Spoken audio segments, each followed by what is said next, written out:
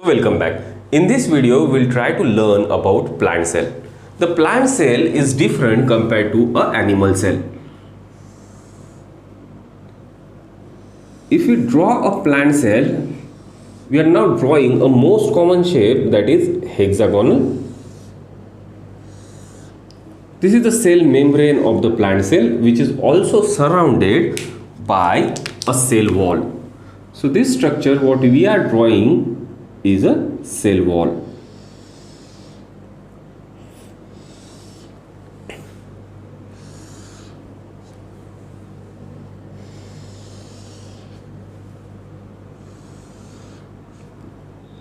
And this cell wall is absent at some point, and a cell membrane will actually make a connection here with the another cell. This particular point, a connection between two plant cells, it can be present at so many places.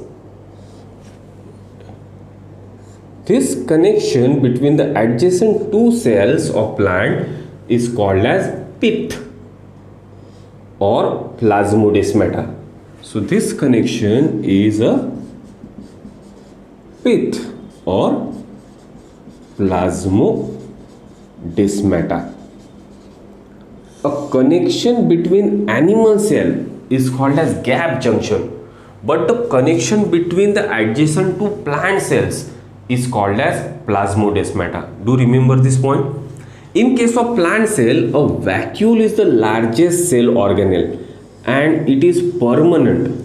So the most visible structure in plant cell is vacuole. Okay. In case of animal cell, the most prominent structure was nucleus. As the vacuole is the largest structure in case of plant cell, the nucleus here in case of plant cell is shifted to the periphery. Here also the nucleus is double membrane bound structure.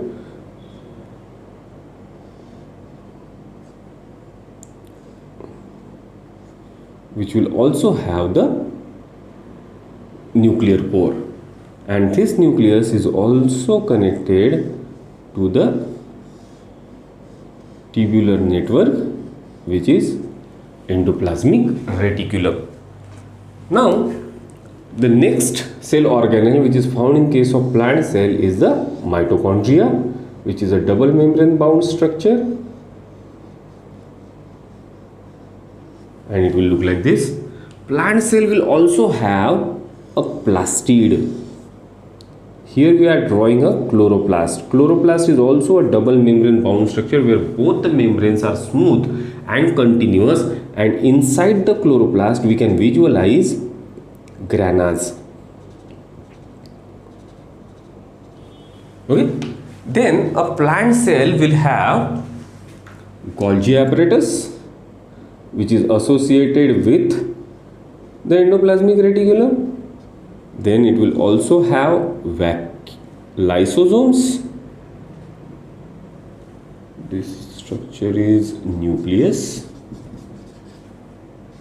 This is endoplasmic reticulum. This structure is Golgi apparatus, and these structures are lysosomes. But lysosomes in case of plant cells are called as spiriosomes.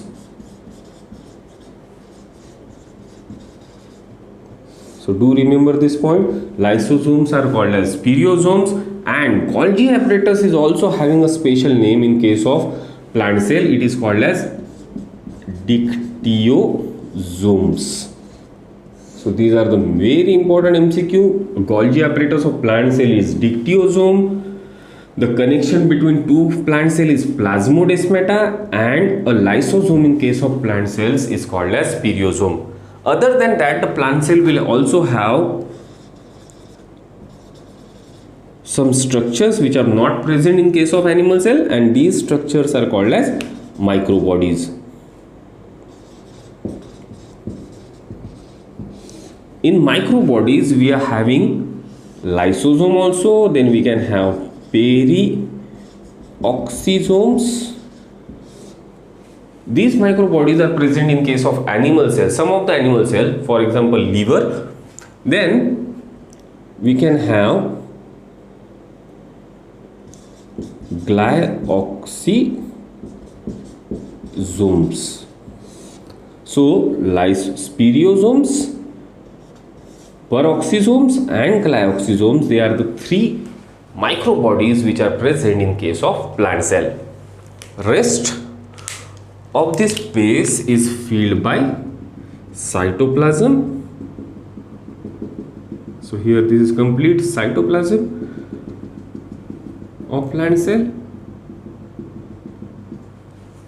On this side we can draw smooth endoplasmic reticulum also, and this is rough endoplasmic, let's say for example.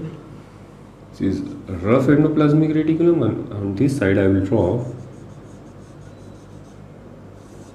smooth endoplasmic reticulum. Clear? Here in case of plant cell, we are not drawing the structures centrioles and centrosome, because centriole is a structure which is present only in case of animal cell. So from now next lecture, try to learn about each and every structure one by one. In the next video, we'll start with a cell membrane. Thank you.